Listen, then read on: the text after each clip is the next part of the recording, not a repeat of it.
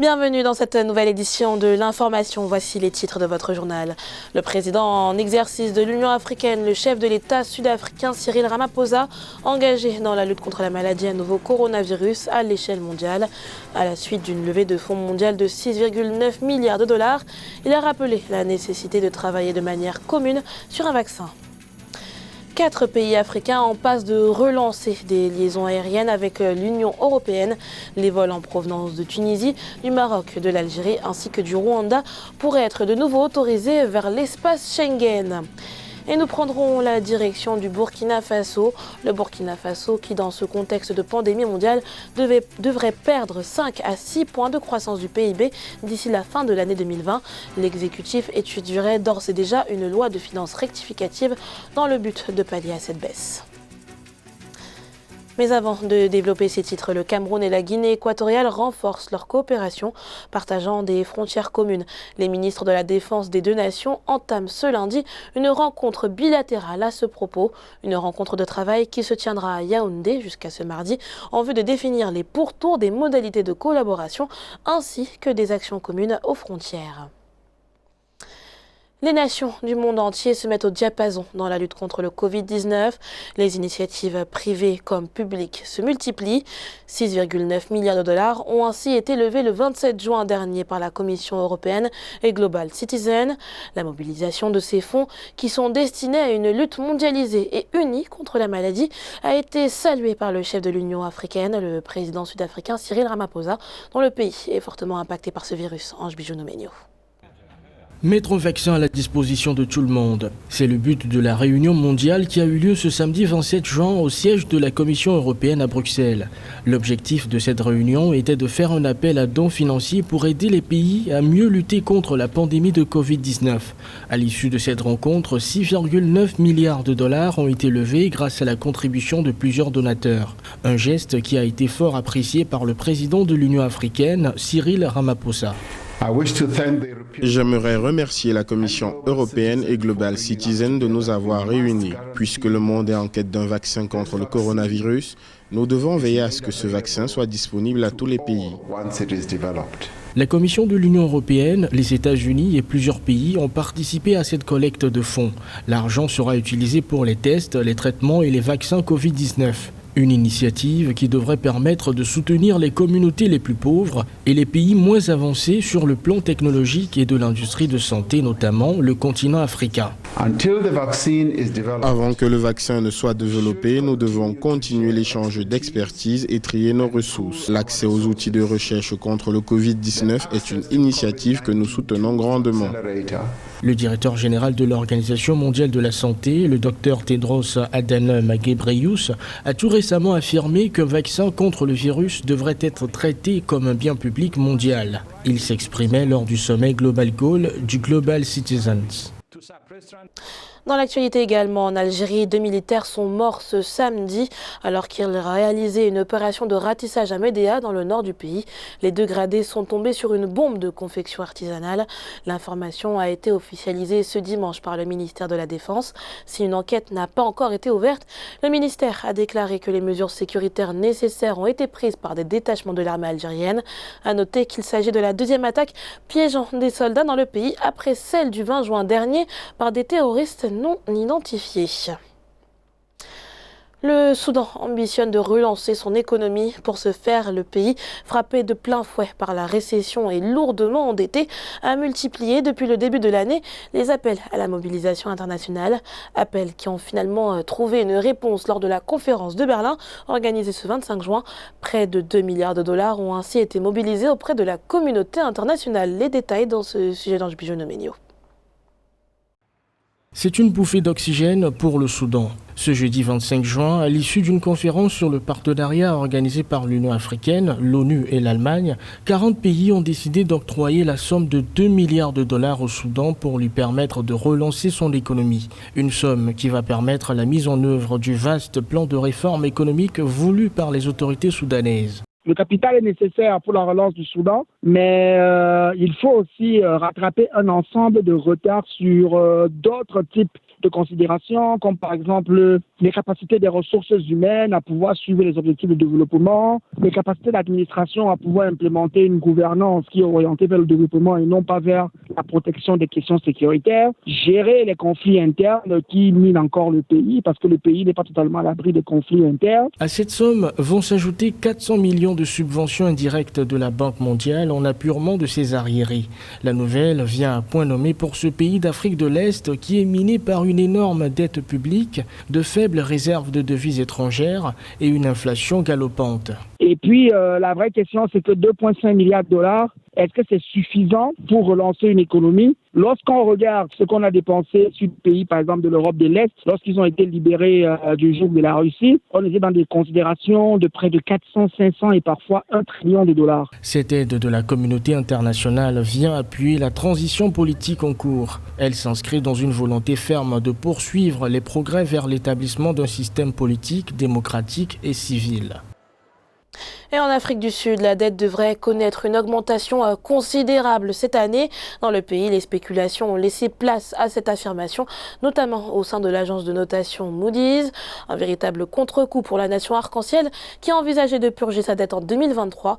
Mais l'épidémie de maladie à nouveau coronavirus a balayé ses espérances. Siam Le Victoria Sedi. Stabiliser sa dette d'ici 2023. Une difficile équation à résoudre pour l'exécutif sud-africain. L'agence de notation Moody's a mis en garde ce jeudi 25 juin. Le Trésor avait présenté la veille mercredi un budget supplémentaire en riposte au coronavirus, avec un déficit budgétaire prévisionnel plus important, alors que la dette publique représente approximativement plus des 3/4 du produit intérieur brut à moyen terme. Compte tenu du faible bilan de consolidation budgétaire de l'Afrique du Sud au cours des dernières années et des perspectives économiques à moyen terme faibles, la stabilisation de la dette d'ici 2023 sera très difficile à réaliser. Réaliser un excédent primaire pour stabiliser la dette, c'est pourtant ce que souhaitent ardemment l'exécutif. Mais selon les prévisions, le déficit budgétaire grimpera à 13,3% du PIB en 2020. En avril, Moody's a même abaissé les notes en devises étrangères à BB-. L'économie sud-africaine est donc en perte de vitesse. Il y avait eu une sévère récession bien avant que la pandémie n'attaque sérieusement le pays. Ce tableau plutôt sombre de l'économie sud-africaine, je ne vois pas exactement comment cette situation pourrait s'inverser au regard du défi que ce pays est en train de traverser, tant sur le plan. L'enjeu principalement pour le pays, ça va être de rouvrir le plus tôt possible les frontières avec un retour du niveau initial du commerce, mais aussi de permettre bien entendu que les travailleurs qui avaient quitté ce pays ce temps du Covid puisse revenir et que la main-d'œuvre qui est l'une des forces de cette économie puisse effectivement aussi retrouver toute sa plénitude. Désormais, le Trésor sud-africain prévoit un repli de la croissance économique de 7,2% en 2020 contre 4,5% initialement. Pendant ce temps, le chômage est endémique. Des secteurs comme l'aviation, l'agriculture ou l'énergie nécessitent d'importants financements pour noyer leurs dettes ou mieux se relancer. L'Algérie, le Maroc, la Tunisie et le Rwanda, ces 4 pays partagent désormais un point commun. Les vols en provenance de ces destinations sont à nouveau autorisés dans l'espace Schengen, soit l'espace comprenant les 26 pays de l'Union européenne, et ce grâce à leur avancée dans la lutte contre le Covid-19. Mais bien que cette liste soit évolutive, peu d'observateurs estiment qu'un nombre croissant de pays du continent y soit inscrit. Philomène Tine.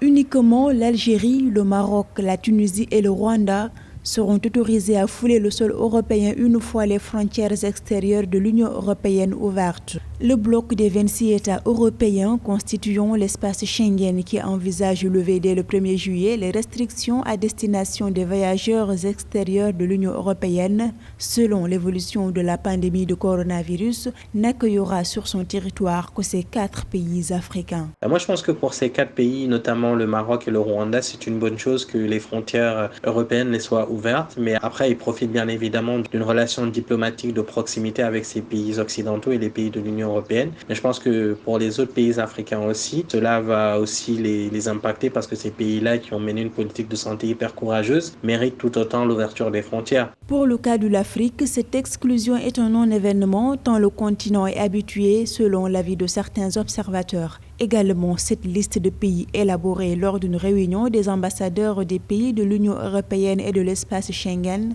ne comprend donc pas les États-Unis, le pays au monde le plus touché par la pandémie de coronavirus. Donc après, d'une certaine manière, est-ce que l'Afrique pourra reprendre la même politique vis-à-vis des pays européens? Moi, j'en suis pas si sûr. Donc pour ma part, je pense qu'ils doivent essayer d'ouvrir les frontières auprès de ces pays-là et ne pas rentrer dans une politique conflictuelle avec l'Union européenne. Moi, je pense que les relations à État doivent être des relations de proximité, des relations diplomatiques bonnes et intéressantes entre les pays. Au moment où l'Union européenne s'accorde sur la réouverture de ses frontières extérieures, la pandémie de Covid-19 s'accélère en Afrique où la barre des 370 000 cas de contamination par le nouveau coronavirus a été déjà franchie. Dans le reste de l'actualité, bien que relativement peu touchée par la maladie à nouveau coronavirus, l'impact de ces dernières se fait déjà ressentir au Burkina Faso. Les prévisions, et notamment celles autour de la croissance du pays, ont été revues à la baisse, en cause la dépendance du pays vis-à-vis de ses exportations. Philomène Tine. La croissance du Burkina Faso pourrait subir un coup dur.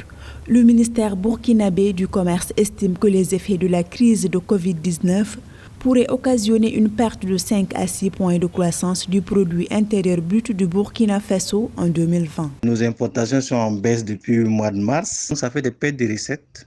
Beaucoup d'entreprises tournent au ralenti dans tous les secteurs. Donc l'État n'a pas assez de ressources pour se refinancer ou même tenir un certain nombre de ses engagements. Vous avez vu le coton, qui est l'or, qui est la deuxième richesse du pays, a été fortement impacté par le Covid parce qu'on était en pleine campagne de commercialisation. Tous ces éléments-là vont impacter l'ensemble de l'économie. Selon le gouvernement burkinabé, les conséquences attendues de la pandémie du coronavirus sur l'économie vont ramener à 2% la croissance du PIB en 2020, contre 6,3% auparavant et baisser de 306 milliards de francs CFA les recettes publiques du pays. Ceci causera un déficit budgétaire de 5%, un ralentissement général des activités économiques, tous secteurs confondus, avec pour conséquence des tensions de trésorerie de l'État. Les stratégies qui permettront de juguler le coup dur actuel de l'économie burkinabé, il faut redéployer un peu les ressources, c'est-à-dire de serrer un peu tout ce qui est dépenses et investissements pas très urgents. Je pense que le plus dur pour le Burkina, ça va être dans le cadre justement de la résilience et éventuellement des perspectives de sortie. En outre, le Burkina Faso est l'un de ces pays africains avec une économie pour la plupart largement dépendante des exportations. La baisse de la production et la chute des prix des matières premières seront d'importants catalyseurs d'une probable récession économique. C'était le journal de la rédaction. Merci pour votre fidélité. L'actualité continue sur Africa 24.